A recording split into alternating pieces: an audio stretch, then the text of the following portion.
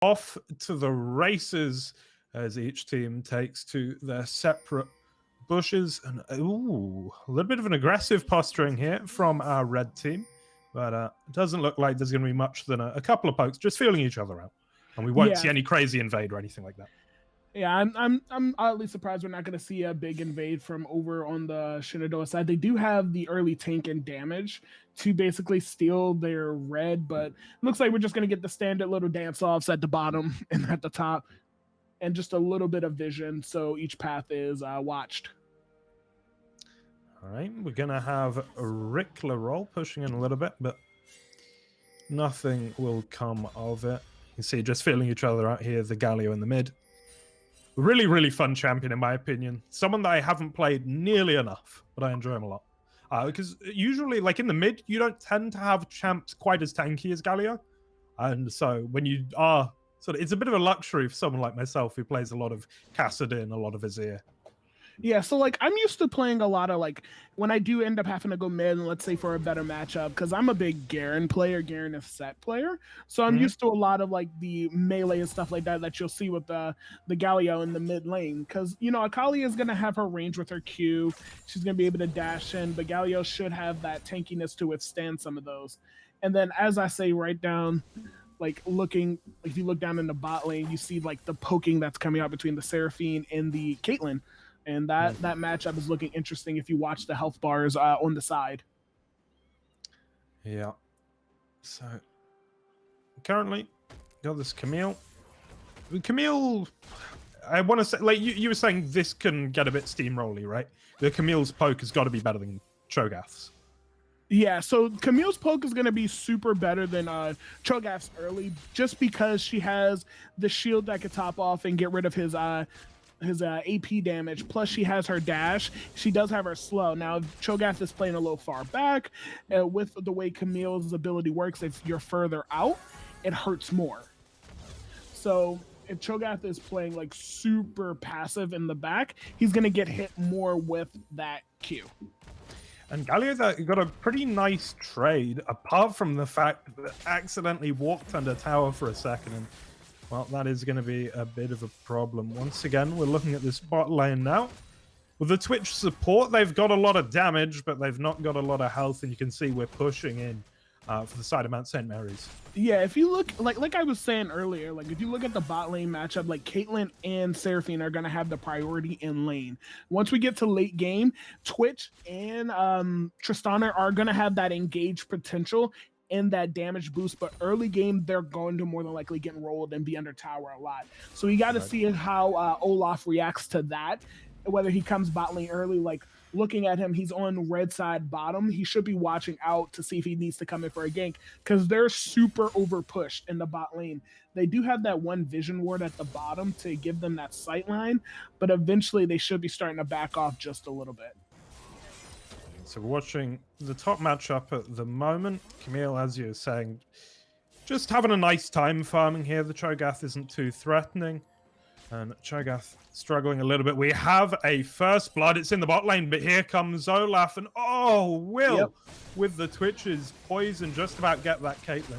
And we're 1-1. Like I said, I was like, it's gonna be an interesting bot lane. Bot lane is what is gonna determine this game. And we have the early first blood from Mount St. Mary's that Shenandoah was able to trade out, which it's not bad, but you do have that extra gold coming down there for Seraphine. Even though Seraphine is a support, Seraphine can get that damage to actually just mess up any ADC's day. And it's like you were saying, you accurately predicted this mid lane would be a little bit quiet. The bot lane where all the action is, and the top lane a little bit one-sided, but the Cho'Gath knows that going in. They knew that during the draft. The one thing I am surprised looking at the farm differential is that actually, like the mid lane. The Akali is down one wave to the Galio, and the Galio is actually pushing Akali under the tower. So, like, Akali is playing very safe right now, but it looks like they're going for an early dragon setup on the side of Shenandoah, and it looks like they're going to have no actual, like, contest for it, just because Mount St. Mary's has no vision. They have no idea what's going on. They know bot lane's gone, but nothing. They're just going to get a free dragon on the side of Shenandoah, and they're just going to be able to breeze out. And that's a pretty sizable lead. I mean, already 600 gold up. You're loving life if you're on the blue team right now. Yeah, see, like, being that it's an Ocean Drake, it's not really a bad dragon to lose at first. I am curious to what overall dragon we're going to have for this map, because if we get an Earth Dragon, that's going to be Shenandoah's priority, because they're going to have all the tanks. They need that extra shield, and gives Twitch and Tristana extra little beefiness when it comes to getting bursted down by the assassins on Mount St. Mary's side. Okay, a little bit of aggression here in the mid. Akali is forced away by the Twitch that's come up from bot. Nothing much comes of it, and you can see the Trist now getting bullied quite hard. Yeah, I mean, it's a good gank on the side of the Twitch, just to give Galio more lane priority. You know, stagnate off the Akali, prevent basically Akali. But we see Skarner's coming in to kind of help with that gank from the Twitch in the bot lane. But that also trades out that Tristana is going to get pushed back off her turret, and they're probably going to get some tower plates down in the bot lane. And tower plates are a pretty big deal. As far as I'm aware, always nice to take them early, and that is going to be the advantage they get for a more conventional bot lane, I guess. Yeah, I feel like a lot of people who don't know what like tower plates are going to do for you in the early game. It's 160 gold for the first 4 tower plates, and seeing that it's a bot lane, when there's 2 members down there, it gets split in half. So an extra 80 gold, and gives damage on the turret. And that 80 gold can result in an extra power weapon and a power spike for you, especially if you're starting the game behind. That extra gold will add up over time. And then looking at like the farm differential between the Caitlyn and the Tristana, given that Caitlyn extra gold will not bode well in that bot lane matchup. Absolutely. Oh, going down is the Caitlyn, looking for the trade. Tristana falls as well as the Twitch. Yeah, gonna get the double. And that's a nice little pick-me-up for red team. Yep. So looking at that, like, that's actually just like the perfect what you want to see in the bot lane. You want to be able to pick up those kills and prevent the blue side from actually just rolling you. So seeing that Shenandoah is going to pick up those kills, we look at the gold differentials only down to 400 gold. So about like 1 starting item. So it's looking good. We're about even right now. So like, honestly, like I said, the key factor to this is going to be that bot lane. Does seem to be the case. Carly farming up nicely. Let's have a little look at the CS so far. The minion kills. 51 for the Akali, 65 leading is the Camille. Like you said, having a very good time up in that top lane. Now, obviously, Cho'Gath was supposed to get fewer, but 42, is that too few, or were you expecting about that level of a difference? Yeah, I'm expecting that level of difference for the type of players these are. That's about 2 to 3 waves that Cho'Gath has happened to give up to the priority of the Camille. Seeing that has been no trades when it comes to like kills in the top lane, this is actually a great lane for Cho'Gath. He's not super far behind. But as we look at the bot lane, Seraphine went and face checked the bush and absolutely paid her the price for it. And it looks like Tristana is going to go all in, but we're going to get that flash burned by Caitlyn. Whew. That's pretty nice. Caitlyn with the ult. Gonna get body blocked by the Twitch, but can't get the kill quite. Twitch now going all in on the Caitlyn. Gonna get another kill. Camille does shut it down, and meanwhile, we see the why have I forgotten the name of this? How has that happened? We see the Rift Herald gets traded. The Rift Herald also gets taken by Shenandoah. You're good. It's been a few months. If it was Baron, I was perfect. There's so much action going on. We had the Telly coming over from Camille into the bot lane. We had Twitch picking up 2 more kills in that bot lane to improve to 5-1. Now it's looking like it's about to be an ADC Twitch and a support Tristana. But we do see in the top lane that Camille has now just gone all in on that Cho'Gath with those 2 kills. Yeah. Rift Herald being used mid is going to get taken down after 1 hit on that mid tower. And it is worth pointing out, for those of you not super familiar with League of Legends, the goal is not to kill your enemy over and over again. That is merely how you get the Nexus killed. Meanwhile, though, by the Dragon, we have a little bit of a fight here. They commit, but then don't like the look of it and back away. Skarner to fall, though. Yeah, we had a little brouhaha down there in the bot lane, but looks like Dragon will not be taken. And it's an Infernal Drake, so that's going to give that extra damage to whoever side that gets it. So I feel like it's going to be a priority on the blue side to get this because they are trailing now in gold. They're trailing in kills. They're going to need that extra damage, but it doesn't look like they're going to actually be able to take it because they're going to burn down this Dragon real quick. And it looks like red side's looking for a fight now. That's Shenandoah with the Drake. Is this fight going to go their way, though? Lots of damage coming out. Galio will jump in, but they're looking to disengage. Twitch, the lone casualty, no. Galio falls as well. And, well, that's a little bit more complicated than perhaps it was supposed to be. They get the dragon, yes, but lose 2 members as well as their blue buff for it. Yeah, that was a really bad trade. There was a 3 for nothing coming after that Drake. Now, they did secure Drake, and they're only 2 away from having that mountain. Like I said, the most important dragon for the side with the tanks. So they lost the gold lead off of that now. Like, would you say it's worth it? I would say yes, because the gold lead's only about 1.5, but they need to play a little bit more conservative. They gave a bunch of shutdown gold over to, like, the Seraphine and stuff like that. Yeah. And look at this up top. Camille on Cho'Gath. Just walking him down has to flash, and that's a little bit upsetting if you're playing Cho. I mean, that one ult saved his life. The one ult. Because if you didn't get pop that one ult, he'd have been dead right there. But we have a brouhaha brewing up in the mid lane. Oh, so much support coming to try and stop this. Galio, they will get the slow. Going to be dashing, though, and Skarner pushes forward, but maybe shouldn't. Okay, here's the grab flash out from Olaf, and it looks like nobody's going to fall. They've all used their ignites. They've used their flashes, but they're all alive. Olaf, like, escaped with his life there after being ulted by that Skarner. That should have resulted in an Olaf kill, but he just didn't have enough damage with 3 of them actually still looking at the opponents down in the mid lane. That was a good engage on their side. So here's hoping they can hopefully roll that, because their main lane they need to watch right now is top lane with the Camille. 200 shutdown gold that she has. She has 92 farm. She's rolling the Cho'Gath. Yeah, and I'm worried because the big win was in this bot lane. The Twitch 5-2-0 should be very powerful, but I'm worried that this Camille is going to go unanswered because Galio's having a fine game. It's not great, though, behind by 20 CS. And the Twitch has the kills, but doesn't have the farm to go with it. So they're a little bit more just...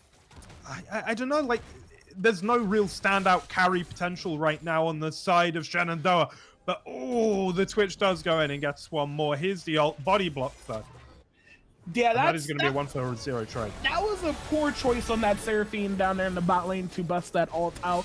Because we see Twitch. He's going to bust out his ult. We still have the Tristana ult there, but that Camille standing still, and it's just a straight firing range to that bot lane. Like, at this point, bot shouldn't be taking any fights right now. They're super behind. They need to rely on their team to help the transitions in that bot lane. But it looks like Twitch is going in again on that Caitlyn. Here we go. There is the slow. Caitlyn's out there and does a decent amount of damage as well. Like, honestly, my star of this game right now is that Twitch. The way to adapt and actually secure the kills to that bot lane, even though he is playing the support, but we do see the damage that he can do right now.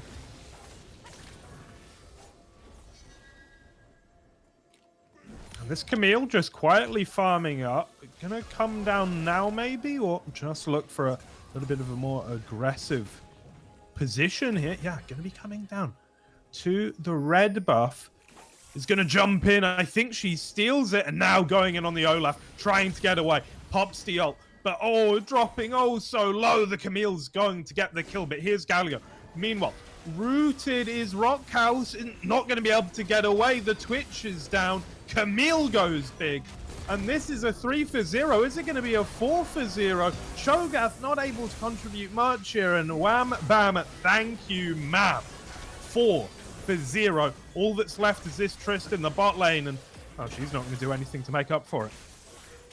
Oh man, that is just a big...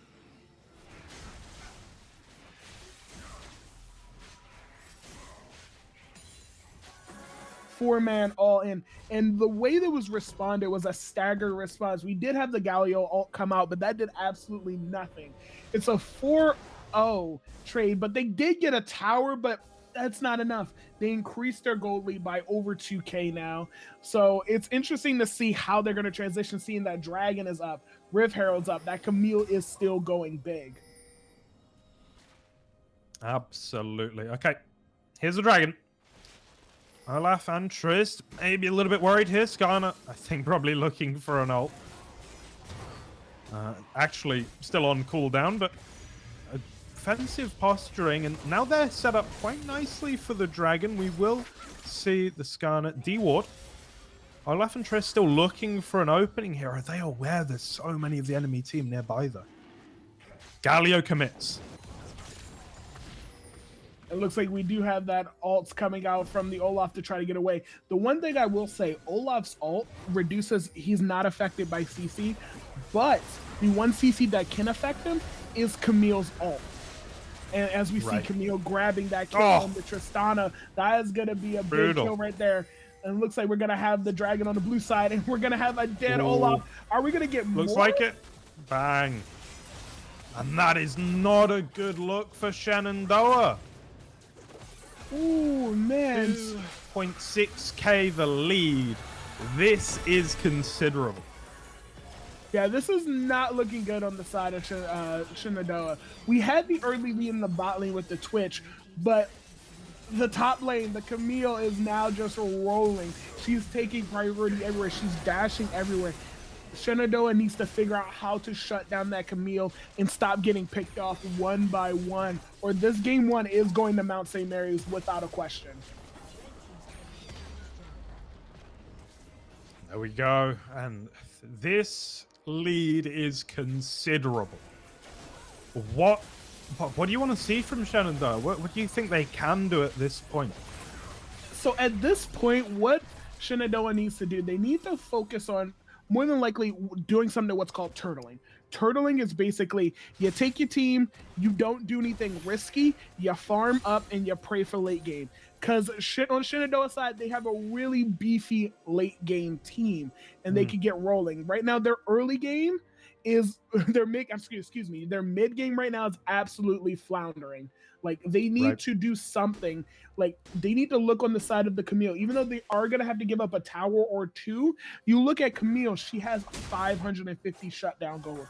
You give that to your Tristana, that's an item for a build. And CBC Tristana has 2 items: her boots and her mythic. And compared to if you look over to Caitlyn, boots, mythic. We have the Last Whisperer to get the damage out on the tanks. Like Tristana's floundering. They have to get more gold onto them, or more gold onto their Olaf, who also can be a shutdowner, who can get in and fight. Yeah, in League of Legends, the old adage, mo money, mo problems, does not fit. It's mo money, far fewer problems. Look, we always say, like, money doesn't buy you happiness, but it does buy you happiness in League. Absolutely. So, we're seeing a little bit of turtling, I think. Seeing the teams sort of group together in such a way that they can disengage if needed, they can stay relatively safe. That's the Olaf, the Twitch, and the Tristana in the mid. The Galio a little bit more self-sufficient, finding farm and bot. And Cho'Gath, okay, not having a great time versus Camille, but that turret still got full HP.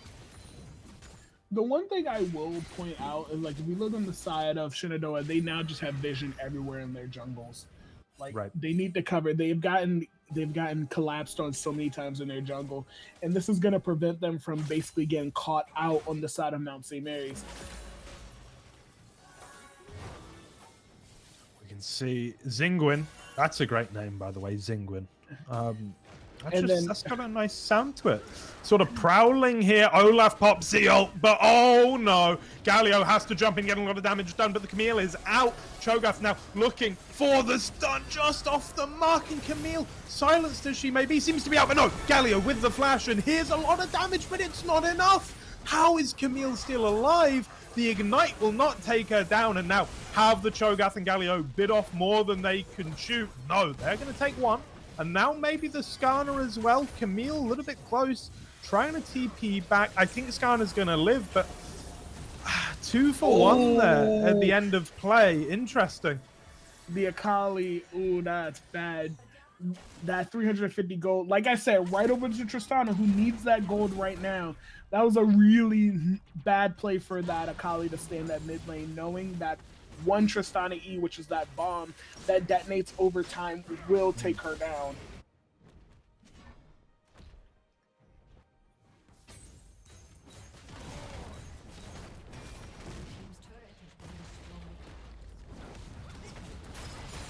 And just coming in. The Camille just did not care. The Camille just came straight in, was like, I'll fight all of you at once. And just look at the damage that's coming out of Mount St. Mary's right now. This is just brutal. Oh, and the Caitlyn as well now joining in. They can't even take down the Caitlyn. It was a 3v1 on the Caitlyn, and Camille comes back through. Camille is 7-0, 700 gold bounty on her head.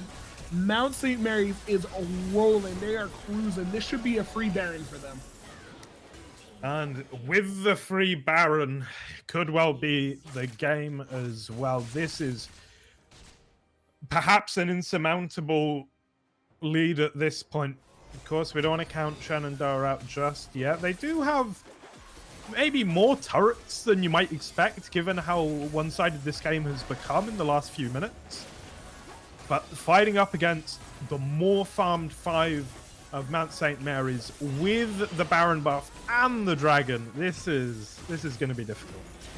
And like the one thing is, like, we have 2 Mountain Drakes on the side of Mount St. Mary's, so that Camille's gonna just be beefy. Camille's already beefy right now. Like, she added extra parts to her robot body, and they're not gonna be able to take her down. Like, the priority on the side of Shenandoah is gonna need to be able to pick off that Camille. That 700 gold will be big for any team member that gets it. So like, it's one fight to the finish right now. If Shenandoah gets picked off one more time and at least 4 members of Mount St. Mary's up, we're calling game 1 right there. Right. We're going to see, I think, a little bit of desperation from Shenandoah. Olaf and also the Twitch on a bit of a scouting mission. But they're so scared. Here's Skarner, here's Akali, here's everyone.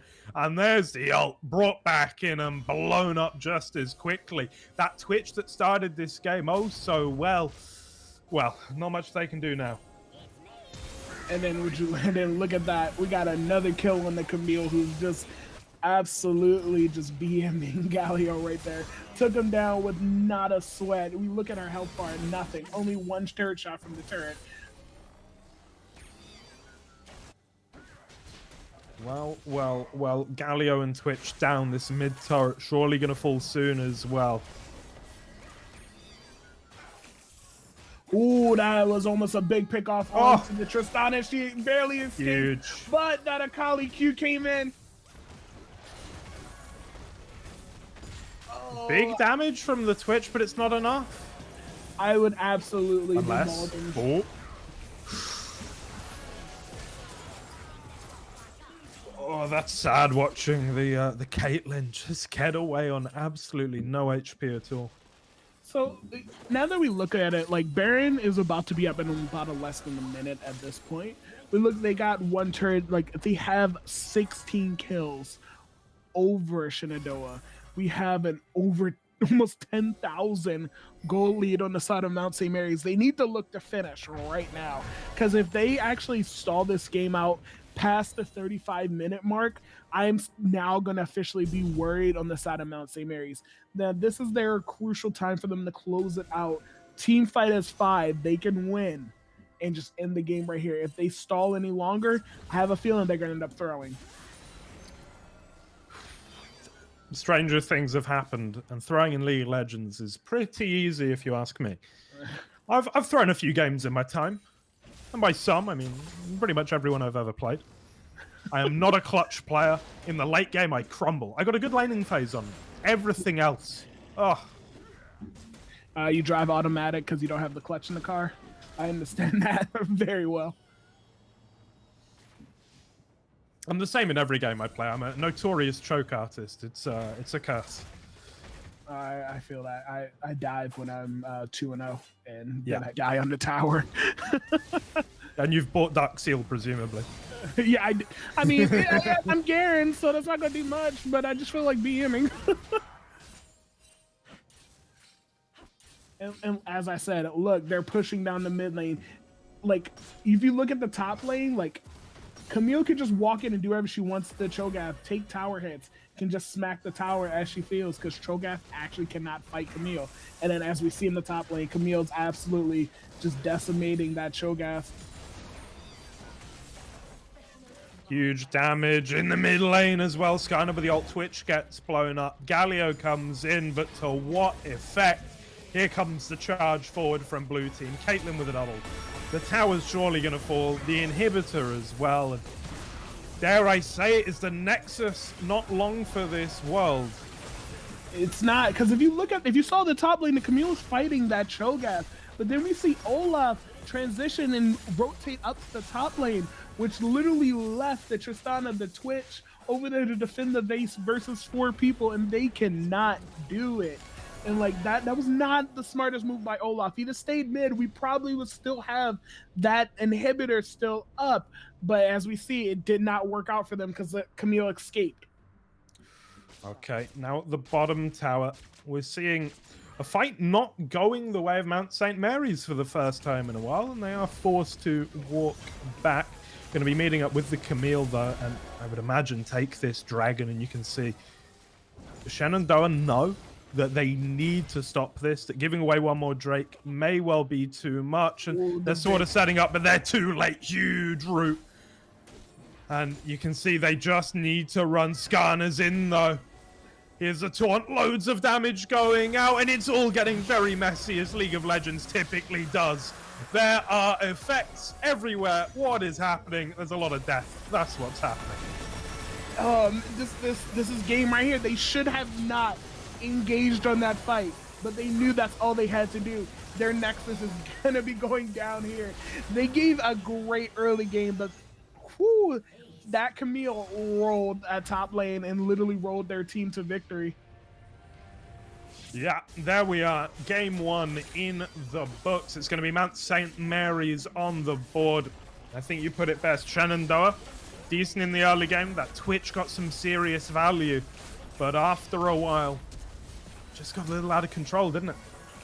It did. Now the one thing I'm curious about for game 2, what are these bans for Shenandoah going to look like? Are we going to get rid of the Camille? If I was them, I'd probably get rid of the Camille.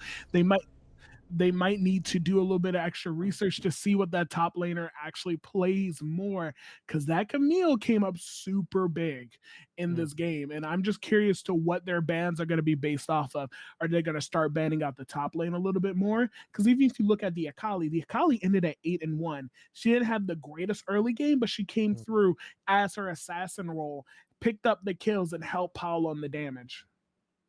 Yeah, I think that's very true. And also, the Caitlyn didn't have a good start, but was able to contribute a lot there on account of her team, I feel. Just always giving her space. She was well positioned, wasn't getting caught out. And as an ADC, that can be tricky sometimes. So pretty commanding after, I would really say, the 15-minute mark. It never really looked like Shenandoah had an edge. Yeah, like they had the early lead, but just squandered it.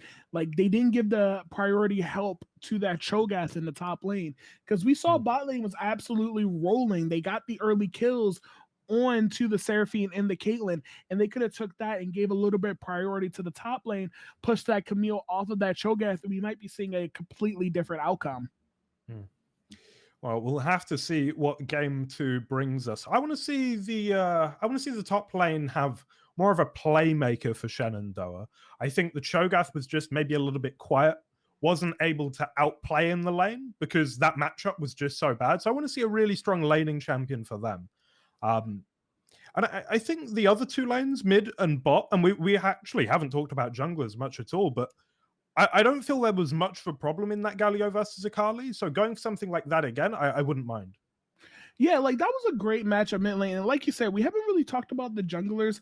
The one thing I will comment on, Olaf's lane priority was not the greatest in this. Like I said, like if he'd have gave a little bit extra oomph in that top lane, we might be seeing that Cho'Gath getting much tankier, much faster, and preventing that Camille from absolutely just piling on and rolling through early game, rolling through mid game, and being an absolute force in the late game.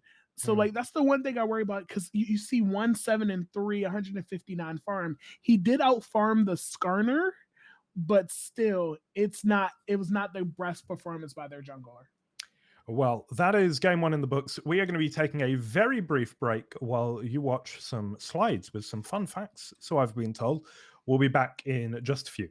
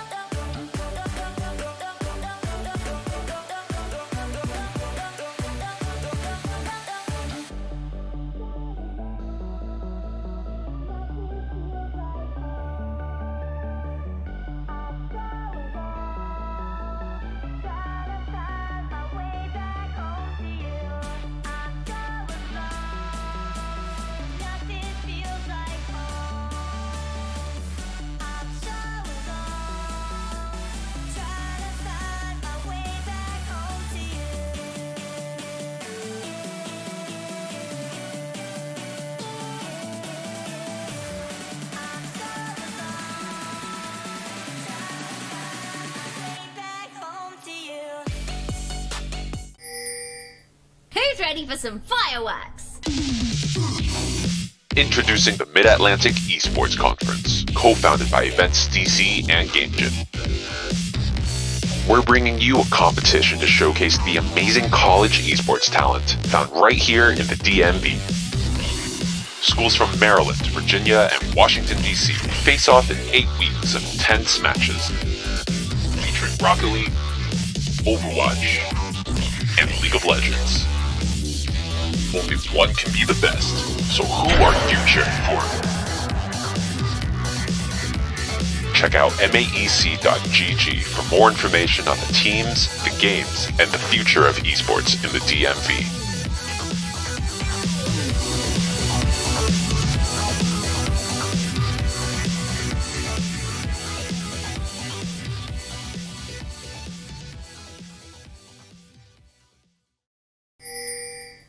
Who's ready for some fireworks? Introducing the Mid-Atlantic Esports Conference, co-founded by Events DC and GameJam. We're bringing you a competition to showcase the amazing college esports talent found right here in the DMV. Schools from Maryland, Virginia, and Washington, D.C. face off in 8 weeks of intense matches, featuring Rocket League, Overwatch, and League of Legends. Only one can be the best, so who are you cheering for? Check out MAEC.gg for more information on the teams, the games, and the future of esports in the DMV.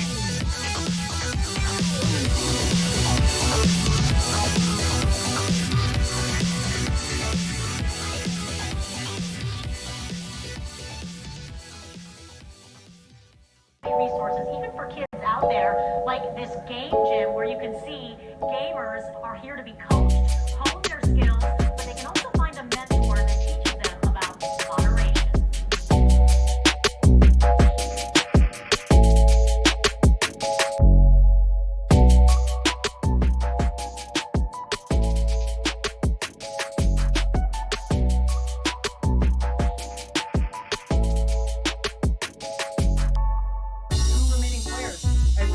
Trying to deal with the 3 angry zombies members that are on. Nova looking to clear it out. Strong aggression here from Chungite Egg. Martial arts skills. Dude, that back there was so good, so powerful.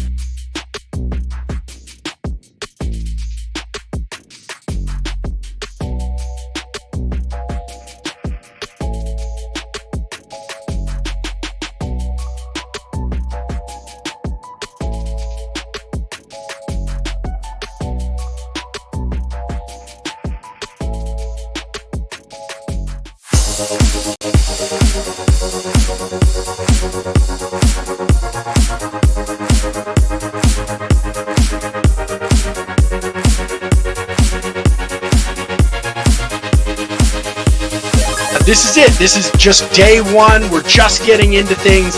We're trying to do everything we can to raise money for the Extra Life Foundation and Children's National Hospital here in DC. We are going to see a Minecraft build competition. We did everything from like music to just to cool panels like this where we get to talk about diversity, representation.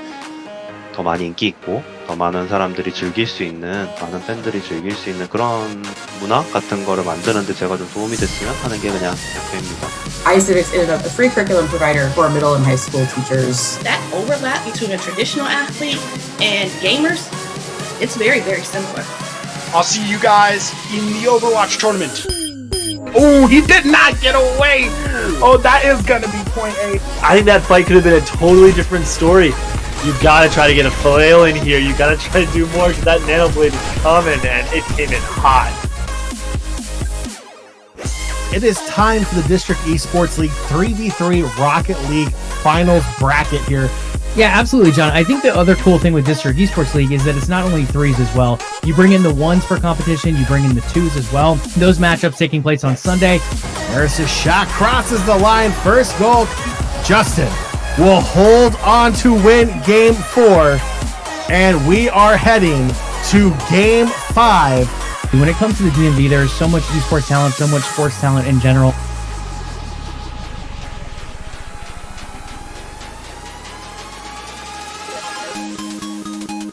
Mental health is a game changer. It not to be punny, I guess. So I hopped in line, put on the headset. That was just mind blowing. You're dodging and ducking, you feel like Neo in the Matrix, and then the most positive thing is the community is growing so fast. It's so many people are playing video games now, getting their first console.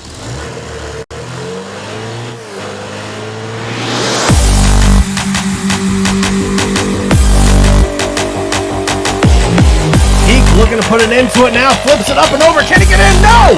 It's not giving the freeway. They have to earn that. Alongside Jody Courtside, King McDermott, my name is John Fiasco Byram, and welcome to this week's 2v2 Rocket League tournament. We've got no shortage of skilled players. Trying to clear it out. More Styles is there. Looking to pass to his teammate, but it's going to be pushed aside.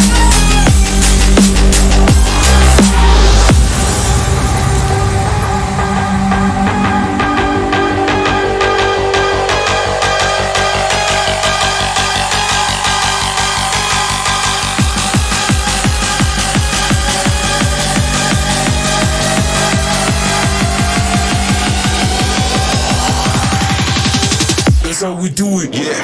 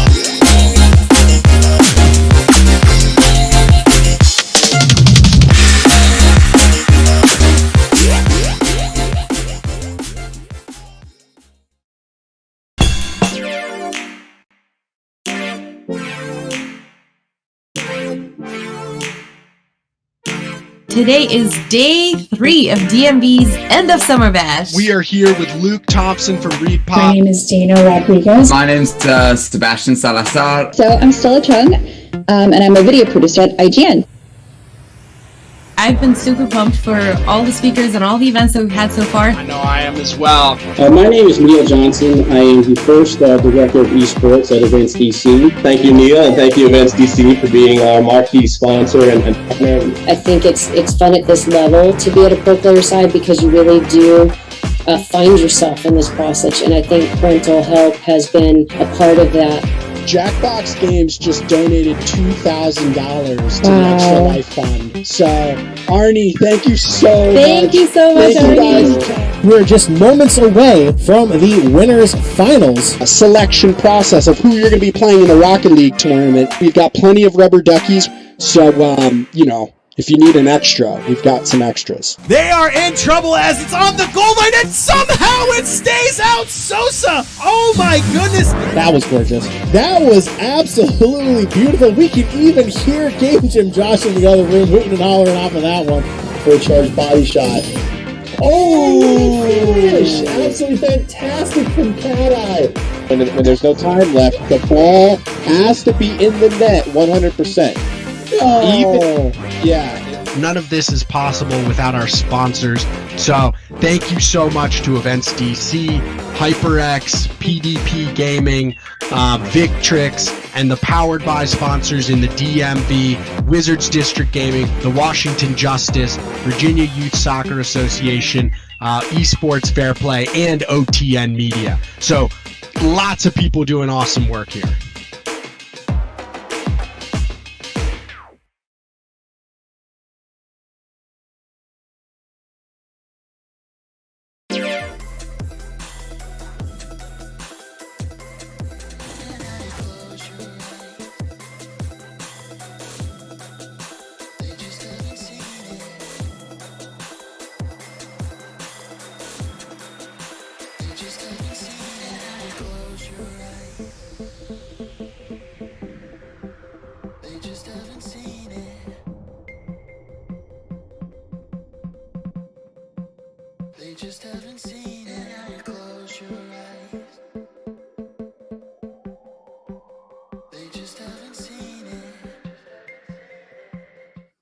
Hello and welcome back to the MAEC. I got it right. Didn't get it wrong. You heard nothing. We are here with another draft completed, ready for some analysis.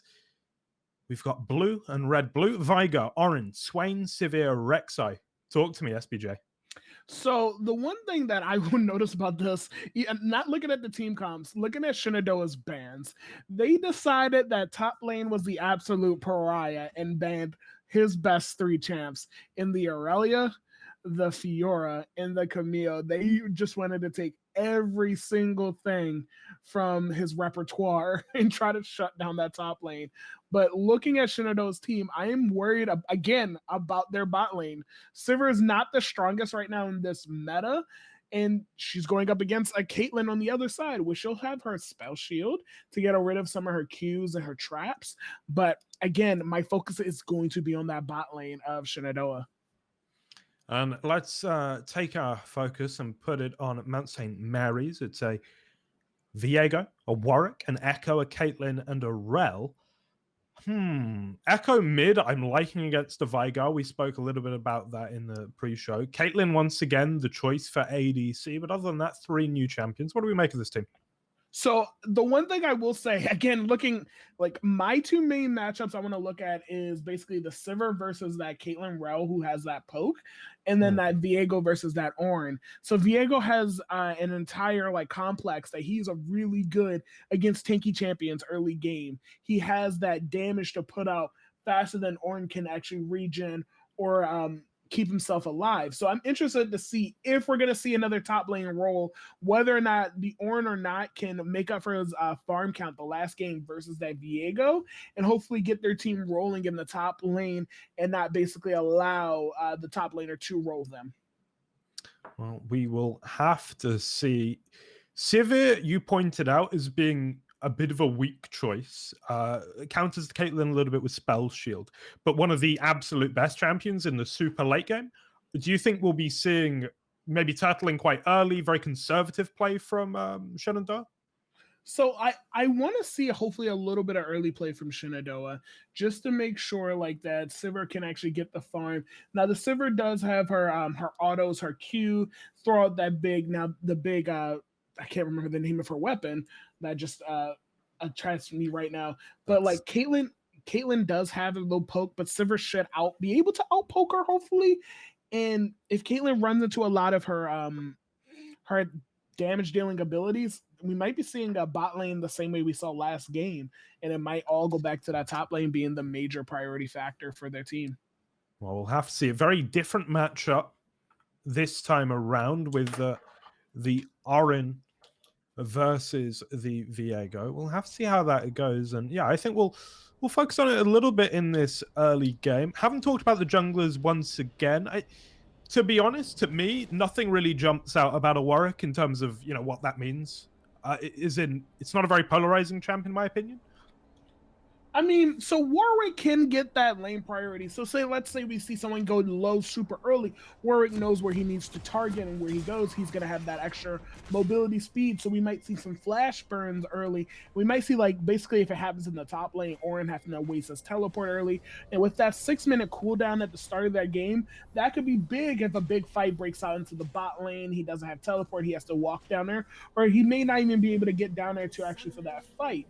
So Warwick prioritizing like who's low, maybe moving towards that side of the jungle and waiting for a good pick at the time might be a determining factor, but looks like we might be seeing an invade coming through. Well. Are we going to see anything early? I hope so. It's always fun. Yeah, it looks like they're in the bush. They went for a ward on the red side, so a little bit of knowledge over to Shenandoah. All right. Nothing major, though.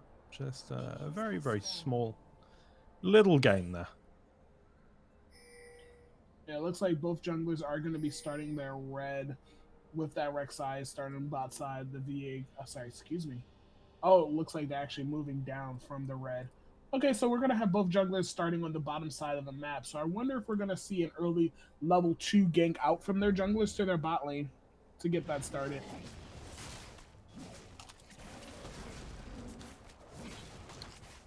All right, I'm going to be taking that blue for the Warwick. It's going to be red for Rek'Sai. And here is our mid lane. Echo versus Viego. We were saying we like this for the Echo in quite a big way. Yeah, so that Echo is going to have that lane priority, especially with the Q.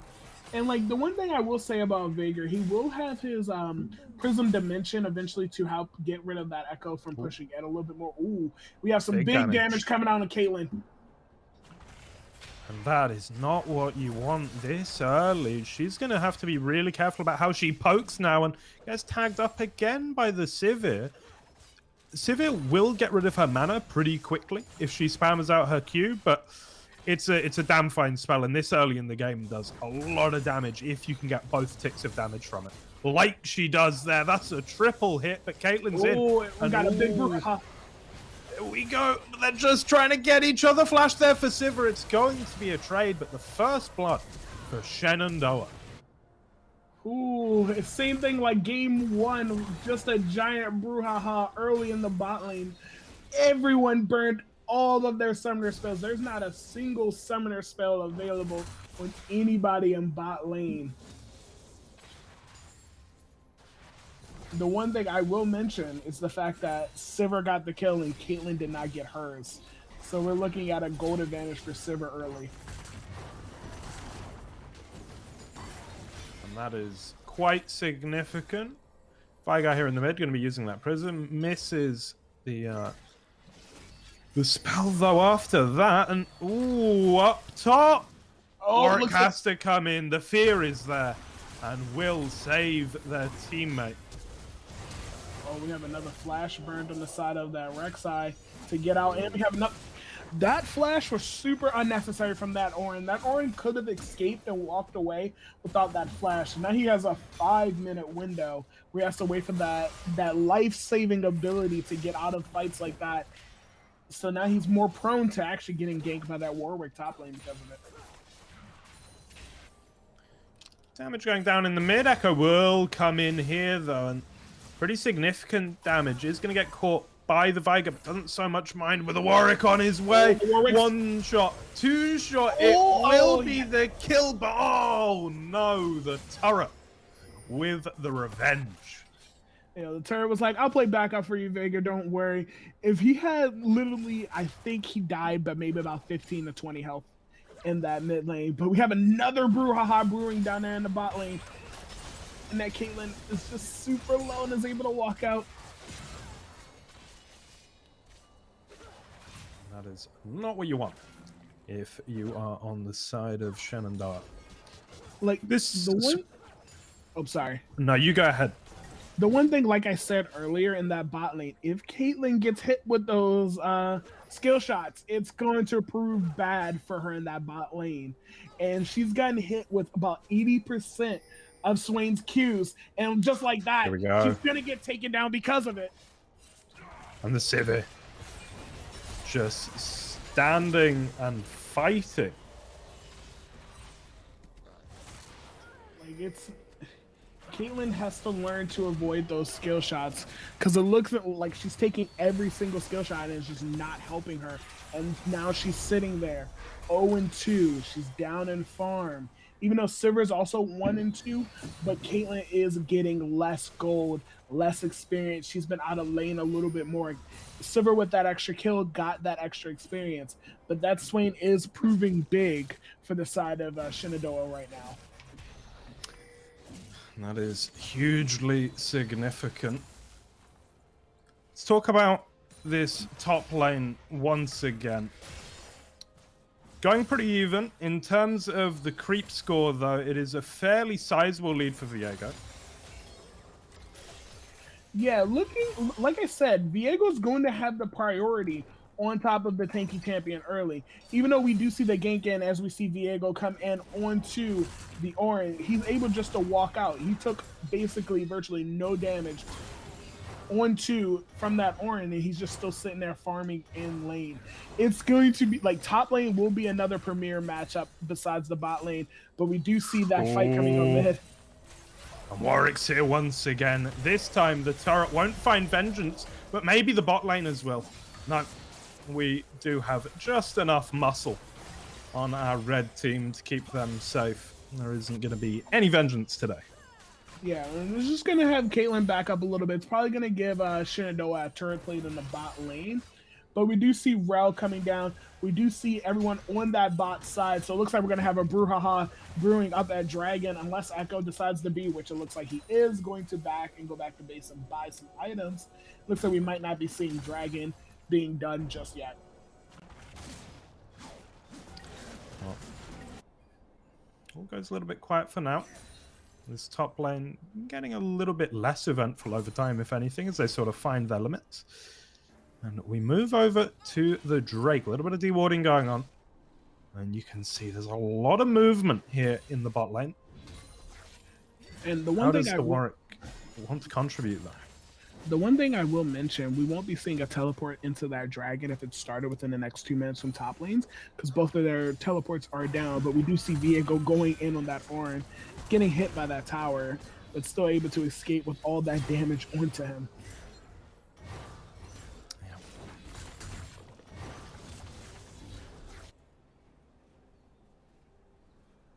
I feel like the Swain's been very impactful in this lane.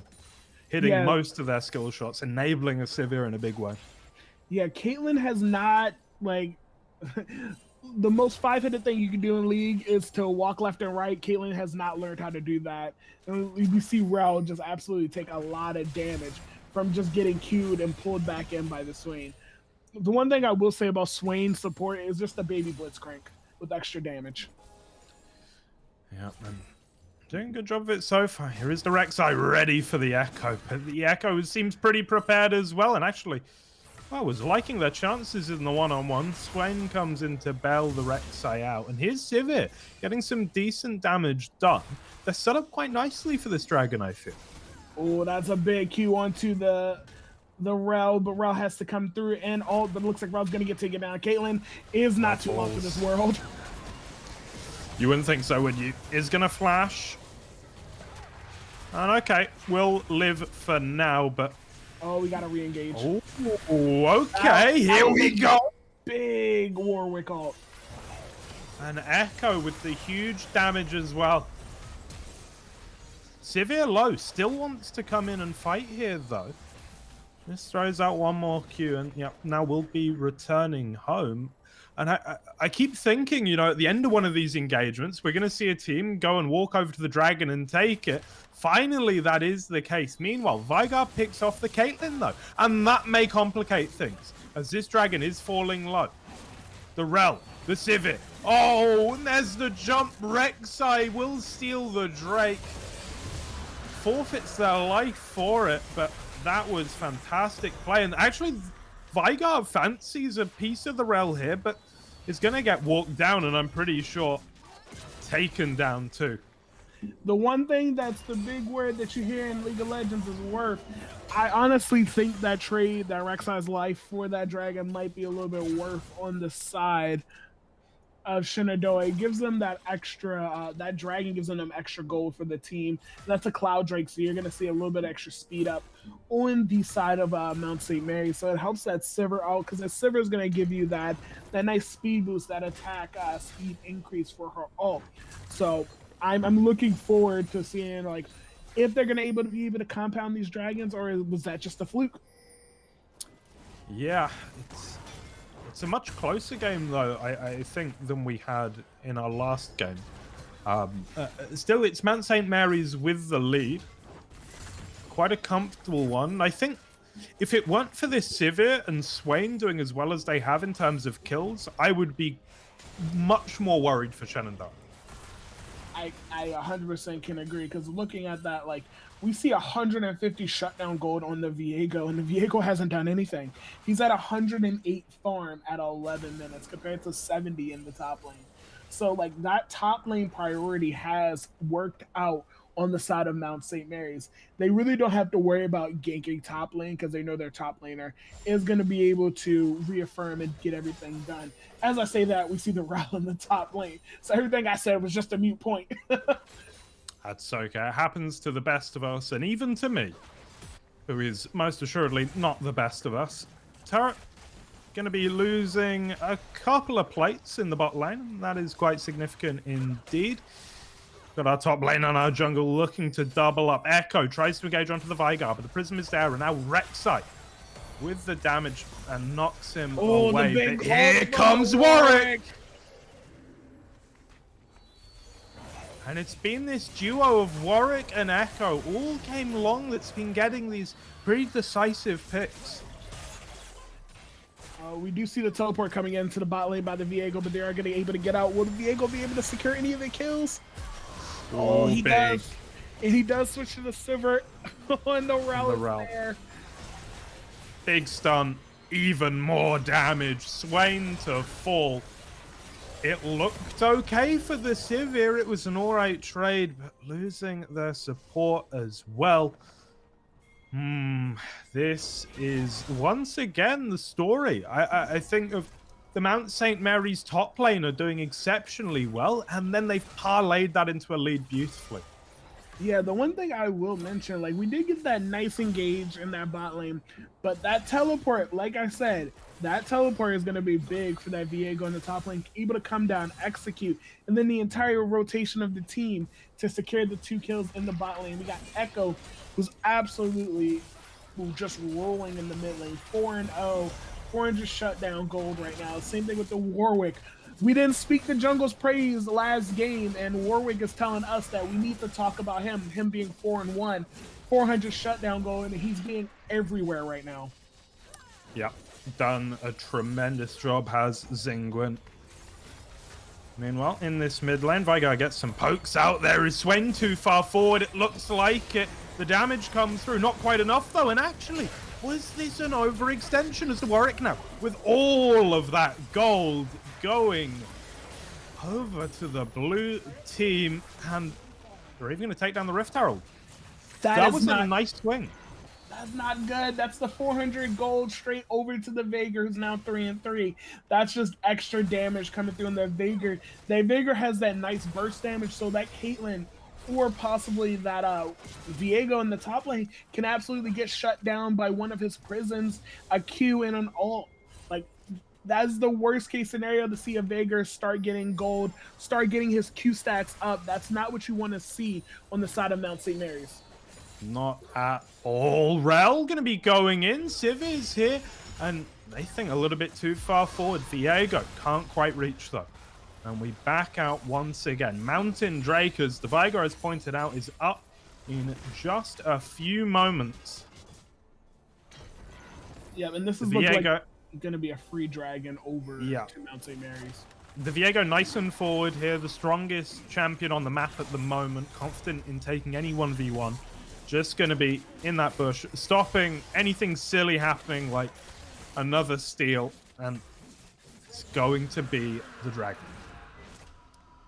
At least we know, like, right there after the dragon was taken, we got that nice little poke over from that Swain to let them know we do have vision. We can see you where you are right now in our jungle, just to prevent one of their teammates from maybe possibly getting executed by that Viego.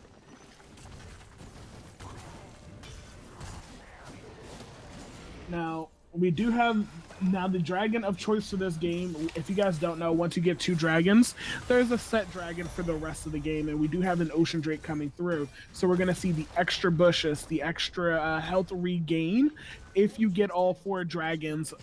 So looking at the side, we're 1-1 dragons. We get 3 more Ocean Drakes on one side. We're going to see a nice health regain outside of combat, which is going to help when it comes to the engages. And we look at that, Swain landed another skill shot.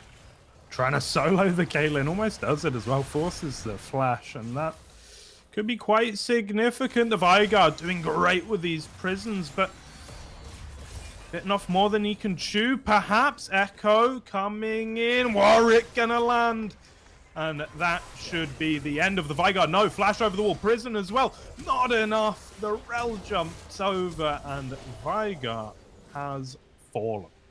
See, the one thing I will say, even though the Veigar did fall, he was able to actually pull out 2 flashes on the side of Mount St. Mary's. He did get the Rel's flash. He did get the Warwick's flash. So it'll limit some of their engage when it comes to a team fight for the next 5-ish minutes.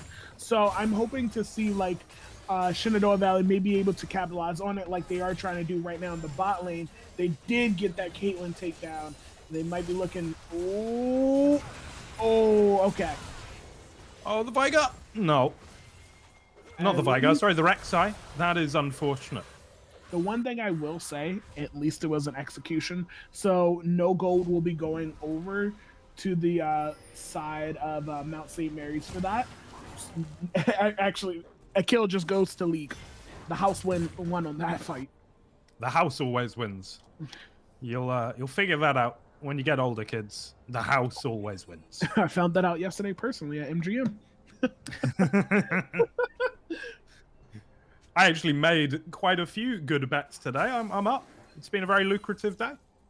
Yeah, I went down about like $80 American yesterday. I watched my friend win $250, and I was like, you know what? I'm good on gambling right now. Yeah, that's for the best. Well, a little bit of a lull in the action. Sivir has taken to this mid like a duck to water. CS at 108. That is pretty considerable lead over the Caitlyn, but leading on the creep score is, of course, the player that I never call them by name because I'm honestly scared of it, but I'm going to give it a go. Aeolios. Yeah, I did not want to disrespect the top laner by butchering his name. I could not actually say it. I believe it's Aeolios, but oh, look at that. We're going to have the big pick off on the Echo, and that's just more shutdown gold to the Veigar. That's not what you want to see. He is just getting stronger and stronger. And it could be a worry. Here comes the Rel. Big stun on 3. Viego's in. Huge damage already. Sivir shut down. Orin with the stun though. Maybe they can turn this. Rek'Sai is there. Dealing huge damage in the AoE but falling low. Double kill for Aeolios. And Warwick trying to fight back. No such luck. Viego on the Veigar, but all alone at this point, and there's stuns every which way. Viego can't even get out. A good dodge of the Orin, and now trying to just get some value. Gonna take down the Swain. Caitlyn now here as well as the Rel. Can Orin escape? Just about. No! The Caitlyn manages it, but Veigar once again finding some value and making great use of the little HP he had left. Veigar, no! Veigar should have left. He went back to try to check on that Caitlyn and maybe possibly execute her, but literally left himself open for the rejoining the fight on that Echo. That was looking like a decent fight on the side of Shenandoah Valley, but then they just give up the staggered kill at the end. So at least we have the gold. We did get chopped down by a couple hundred gold, but still we have the 2,000-ish gold lead on the side of Mount St. Mary's, and we still do have that super, and I mean super big Viego in the top lane. It is a little bit of a problem, isn't it? It is getting to be a little bit of a problem. Warwick hanging out already with his best friend, the Dragon, but oh, that's half your HP gone for nothing, and the fight hasn't even started. Oh, and this is going to be a big... Thank you. It's going to be a big fight in the bot. Yeah. It's going to be 1 to fall so far. Make it 2. Warwick's in with the ult, but Swain seems to be too tanky. And here's Orin along with the Sivir. There's the kill. And shut down is Rivio, who's been such a problem all game long. Viego, sorry. I tried to say both their names at once. It's not ideal. This is a 4 for nothing. They need to get the Baron. They really do. They really do. Yeah, that Baron should have been priority here. They should have went for the Baron instead of going for the Dragon. Well, they're going to have to live with their mistake. Mid turret falls. And we see a ping. It looks like they're going to be going over to Baron the Short. No, going home. It wouldn't be quite enough time. What do you want to see from our red team now? What adaptations do you think they can make? I just want to see them not take any stupid fights. Because that fight down there in the bottom riverside was not the greatest engage. We see that Warwick engaged super late and was by himself in 1v4ing.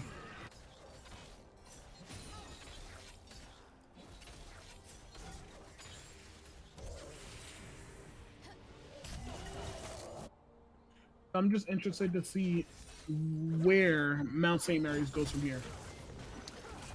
Yeah, it's the closest we've had these teams. 37.1k, 36.4 on the gold. It could go either way. Mount St. Mary's trailing slightly, but they've still got this Viego who was shut down. Still at 4-1, very powerful. The Warwick still has huge amounts of impact.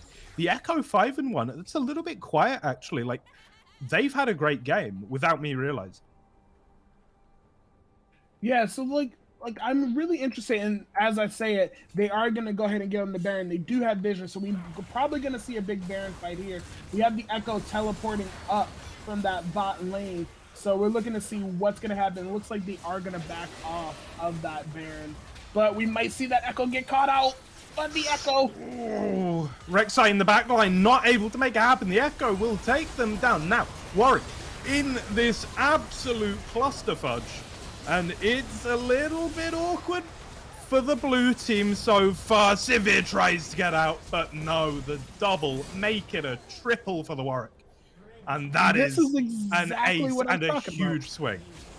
They took a smart fight. They had the vision on the Baron. They knew they were trying to chunk down the Baron and got low.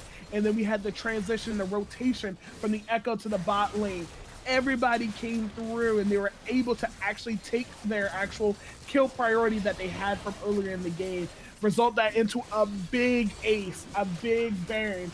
And we went from 100 gold, 100 to 1,000 gold lead in the side of Shenandoah to actually just a huge Baron power play now for the side of Mount St. Mary's.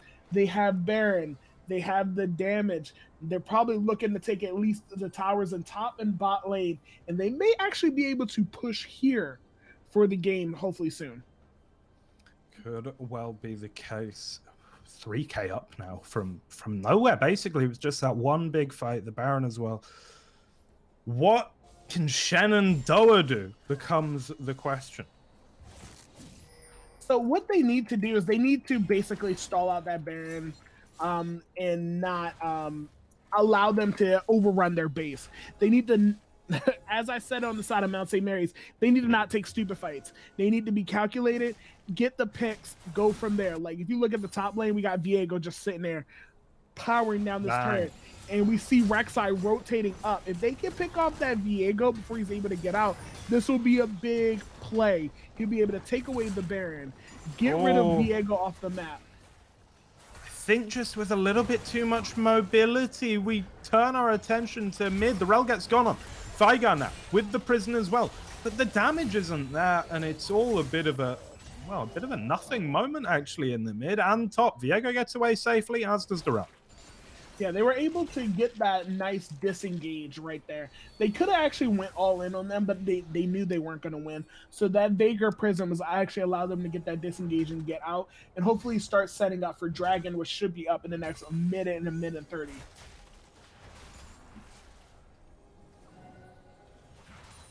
So probably the next team fight we see is going to be a big Dragon team fight, because we see that Shenandoah does have the 2 Dragons, and Mount St. Mary's is going to be looking to take their lane priority, grab the Dragon, and we do see that Baron's going to be going down in about a minute and 10 seconds. Certainly is. And so we're going to congregate here like one big happy family near the bot lane. Looking for a little bit of poke damage here and there just to set the tone for the upcoming fight. Swain pretty far forward. Echo now coming in on the Vigar as well as Viego. That's an easy pick, and now such a difficult decision. You just have to give up if you're Shenandoah. It looks like it is going to be the case. Ornal is there though.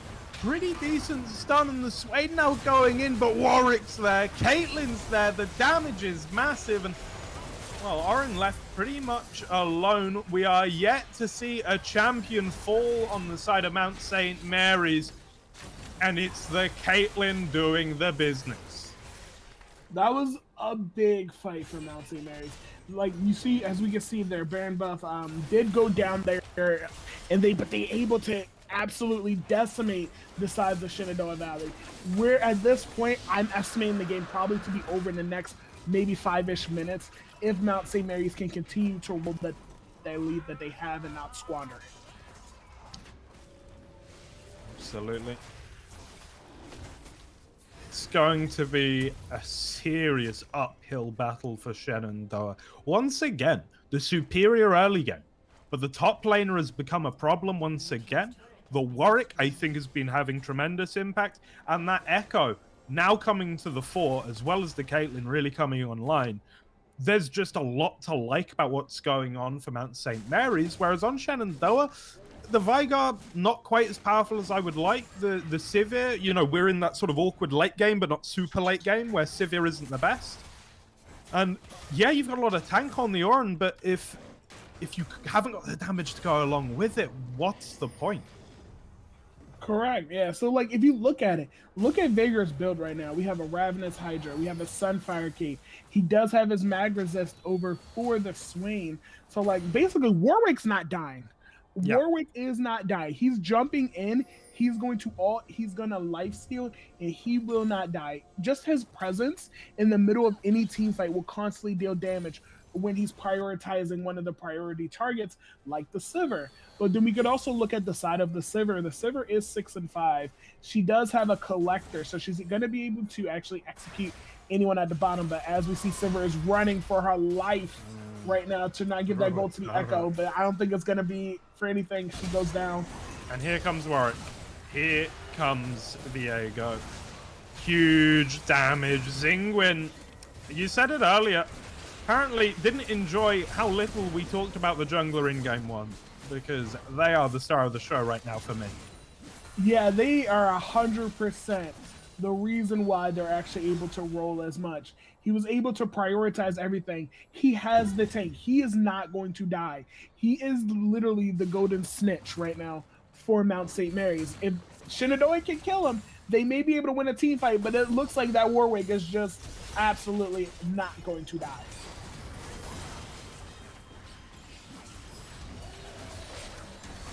And then as we look here, Vagar gets taken down. They take a turret. They're able just to walk out scot-free. And they're probably going to be, they should be right now actually setting up to take that Baron, which should be up in less than 60 seconds.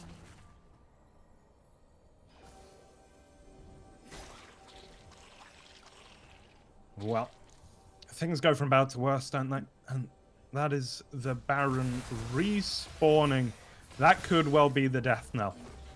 Yep, it's literally one back to the finish. Like, what, if possible, Shenandoah needs to actually be able to steal this Baron, but there's no one in sight. They have no vision. They're thinking they probably just bead and back. If you look at the wards on the side of Mount St. Mary's, they have all the wards in their top jungle. They knew if anyone was coming. No one came. They literally took it for free. They walked into the store, grabbed their items, didn't even go to the self-checkout, just left the store, and no one did anything about it. It's a tale as old as time, isn't it? I'm always doing that. Just chronic shoplifter me.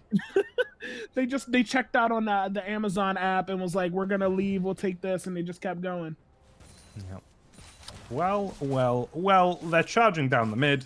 They're feeling confident, so they should. They got a huge catapult minion there on account of the Baron buff.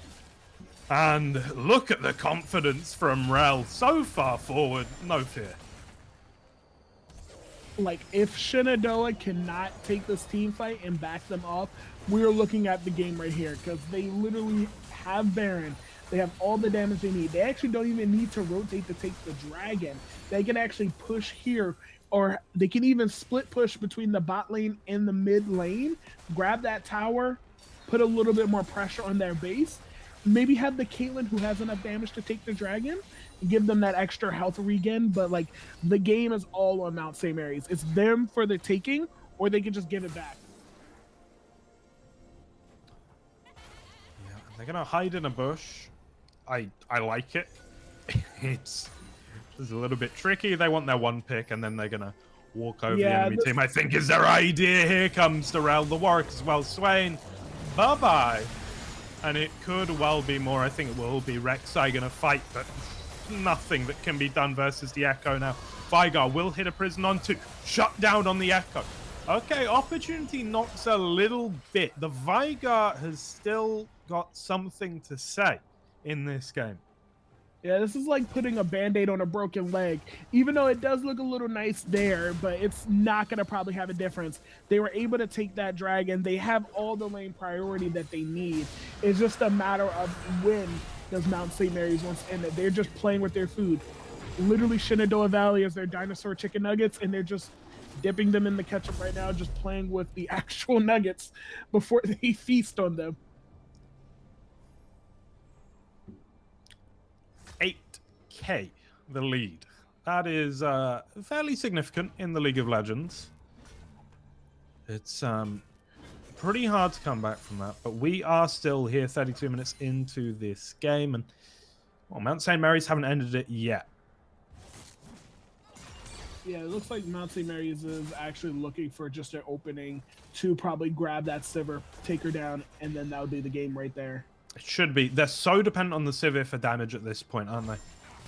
See, at this point, if I was Shenandoah, I would go in. They know, they have the idea that the the Viego and the Echo are not with them in that fight. They should be able to collapse in as a 5 and take them down, seeing that they're both split pushing. They might lose 2 towers for it, but we could get the extra gold on the side of the team to actually start the comeback. Here's Viego not hitting the skill shots down. That's going to be Viego out quite swiftly. And now that we see the rotation, they all come through, and it's just all for naught. Oh no.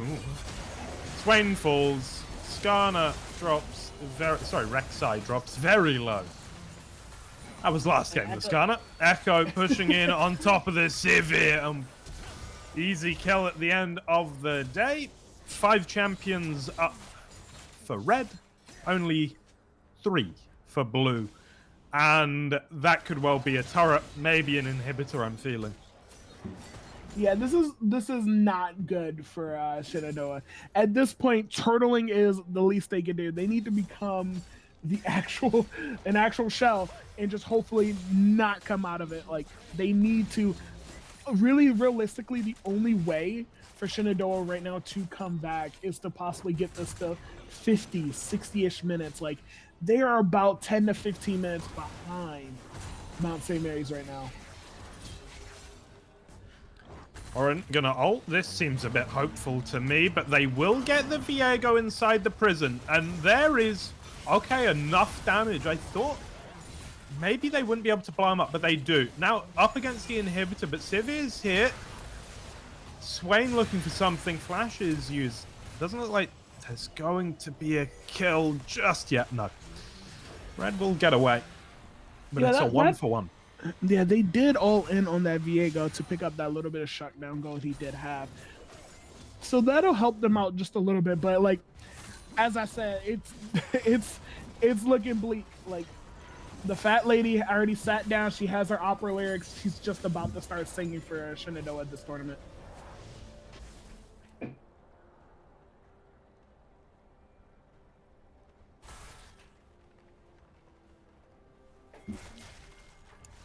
Yeah, she's been prepping for a while in that dressing room, hasn't she? Yeah, she's been prepping. She got her best dress on. She got the full lyrics to everything. She has her water. Everything's there. She just was waiting for the conductor to start. Like, at this point, we are looking at, like, the game is over basically at this point. Even though I can't really, the game's not over and we never know, we might be seeing a possible comeback from Shenandoah, but all signs are pointing to Mount St. Mary's ending this soon, probably right after they pick up this Baron. Yeah. Rel pushing forward once again, no fear, but a big knock up onto the Warwick. Ornol is here as well, hits quite well onto the Rel, and Orn just pushing forward, but Caitlyn's peeling beautifully. And that is just a little bit of a two-step back, a little bit of a shuffle, but oh, Sivir jumps in. The damage is huge. There goes Swain, and oh, I think Sivir's gonna fall though. Did so much good work in this fight, but doesn't have the mobility. Warwick's on top of her. Zingwin is dominating, and that was a little bit ugly towards the end. This should be the game. They shouldn't even worry about Baron. They can walk down, mow through it. If Vagrant falls, it's guaranteed to be done. He is at 1 HP virtually. He is going to probably go down here any moment. But this was the game for Mount St. Mary's right here. There's not much we can do about it. They're going to take this inhibitor, and they should be able to take both Nexus towers. Yeah, and then back away onto a Drake, I'm presuming. I mean, it's all coming up Mount St. Mary's right now. As someone in the chat does point out, I think rightly so, there's some serious scaling on the side of Shenandoah, but they're a little bit too far behind. They would have to turtle for a fair few minutes to get the level of farm they need to really take on this sort of a lead. Yeah, to be completely honest, like, they are a super late game team, but like, this gold lead in this basically XP lead is a lot to come back from. Mount St. Mary's would need to throw for another 10 minutes before Shenandoah will be absolutely unstoppable to them. Let's say we see Shenandoah able to steal this Baron, slow them down, able to get Elder Drake in the next 5 minutes, then we could talk about it. But they're not. They have no priority anywhere on the map. They have no vision on Baron. They know they're just there because they took the dragon. They're not going to be able to stop this Baron push, and they're probably going to get collapsed on here.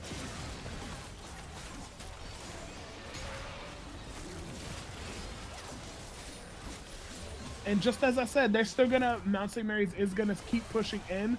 We're gonna get the Swain taken down. We have the, it's just, the fat lady is now officially singing. They have all the things needed. This Nexus is going down here.